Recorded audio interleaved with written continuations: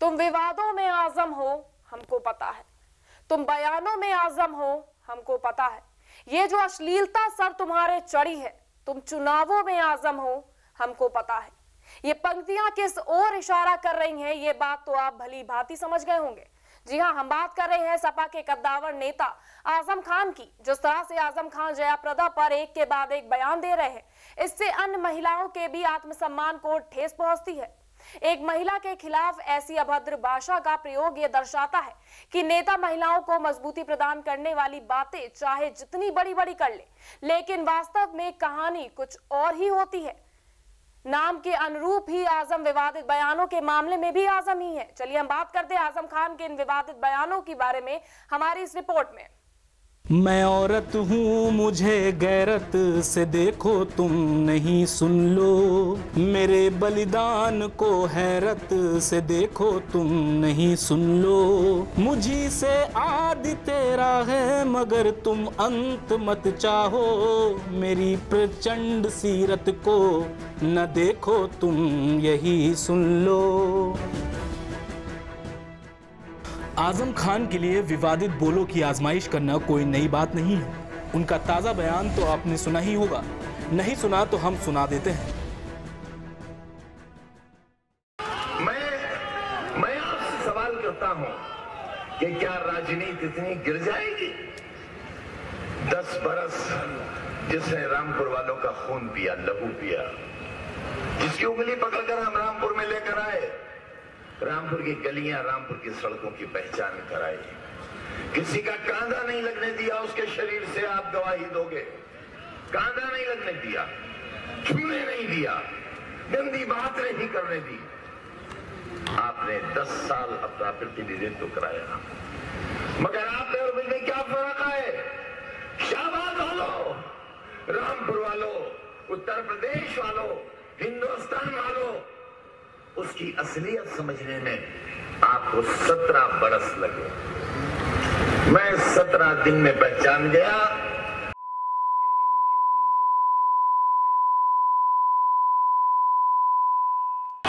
मैं 17 दिन में पहचान। भले ही यहाँ इन्होंने किसी का नाम नहीं लिया, लेकिन उनका इशारा साफ तौर पर जयाप्रदा की ओर ही था। वहीं आजम खान के इस बयान पर कैबिनेट मंत्री रीता बहुगुणा जोशी ने अपनी प्रतिक्रिया दी है। देखिए, मर्यादित नहीं, शर्मनाक बयान है और इस प्रकार का बयान एक देने वाले को राजनीति में होना नहीं चाहिए। और मैं तो समझती हूँ कि इनके खिलाफ मुकदमा हो, नहीं तो अगर कोई कानून हो तो चुनाव आयोग को इन्हें डिबार कर देना चाहिए। राजनीति में ऐसे व्यक्तियों का पूर्ण बहिष्कार होना चाहिए जो महिलाओं का सम्मान नहीं करते। और आजम खान जी की तो आदत है, हर बार इसी तरह की वो टिप्पणियां करते हैं जो कि उद्वेलना जो जगाती हैं, और मैं इसकी निंदा करती हूँ और अक्षम्य मानती हूँ उनके बयान को। इससे पहले भी आजम 2016 में मुरादाबाद में पकड़े गए ह्यूमन ट्रैफिकिंग के आरोपी के साथ फोटो वायरल होने पर तिलमिला गए थे। तब भी बौखलाए आजम खान ने भाषा की मर्यादा तोड़ते हुए एक के बाद एक अपशब्दों का इस्तेमाल किया था। जितनी हमारे खिलाफ तस्वीरें छाप सकते हो, हम अखबार का नाम नहीं लेना चाहते हैं। अरे हमारे पास संत भी खड़ा होगा, सूफी भी खड़ा होगा। अरे हमने तो नाचने वाली को एमपी बना दिया। उन्होंने तब भी किसी का नाम नहीं लिया था, लेकिन ये पब्लिक है, सब जानती है। अगस्त 2016 में ही आजम ने एक और विवाद खड़ा कर दिया था, जब उन्होंने बुलंदशहर रेप कांड पर कहा था कि बुलंदशहर के पास एक व्यस्त राजमार्ग पर नोएडा स्थित मां और बेटी के गैंगरेप में राजनीतिक साजिश शामिल हो सकती है। तो देखिए, इस पर सरकार को भी, क्योंकि हम भी सरकार हैं, इस तरह से भी संज्ञान लेना चाहिए कि कहीं कोई विपक्षी विचारधारा और सरकार को बदनाम करने के लिए ऐसे लोग जो सत्ता में आना चाहते हो, वो तो ये कुकर्म नहीं कर रहे हैं। क्यों?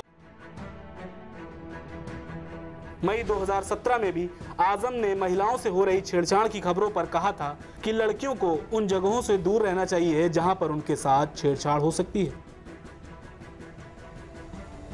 अब जो बड़े सवाल हैं वो ये हैं कि राजनेता ही नहीं वरन किसी को महिलाओं के अंतर्वस्त्रों पर टिप्पणी करने का हक है। क्या मां बेटी के बलात्कार पर राजनीतिक साजिश शामिल हो सकती है? तो इन सारे सवालों के जवाब नहीं के रूप में ही मिलेंगे।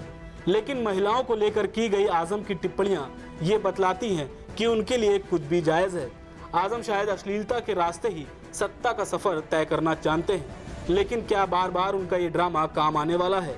क्या जया पर अश्लील वार से घिरेंगे ये 20 मझधार? ये पता चलेगा 23 मई को।